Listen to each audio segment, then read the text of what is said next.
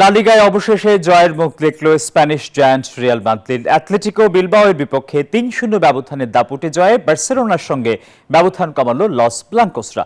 ইপিএলে অ্যানফিল্ডে সান্ডারল্যান্ডের বিপক্ষে কোনোমতে হার এড়িয়েছে লিভারপুল।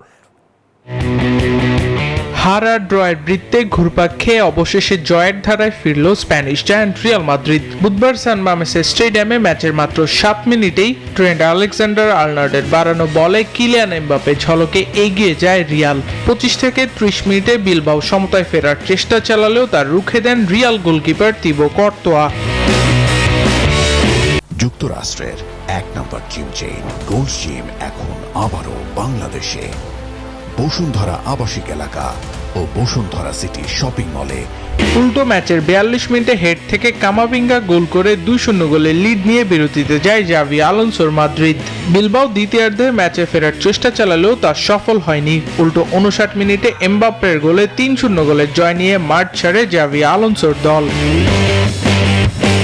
এদিকে জিততেই যেন ভুলে গেছে লিভারপুল। সান্ডারল্যান্ডের বিপক্ষে কোনোমতে 1 পয়েন্ট নিয়ে মাঠ ছেড়েছে আন্দ্রে স্লটের দল।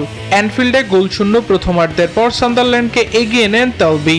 দলটির ডিফেন্ডার নর্দি মুকেলের আত্মঘাতী গোলে সমতায় ফেরে লিভারপুল। এমন ড্রয়ে 14 ম্যাচে 7 জয় ও 1 ড্রয়ে 22 পয়েন্ট নিয়ে 8ম স্থানে আছে লিভারপুল। 23 পয়েন্ট নিয়ে 6ষ্ঠ স্থানে সান্ডারল্যান্ড।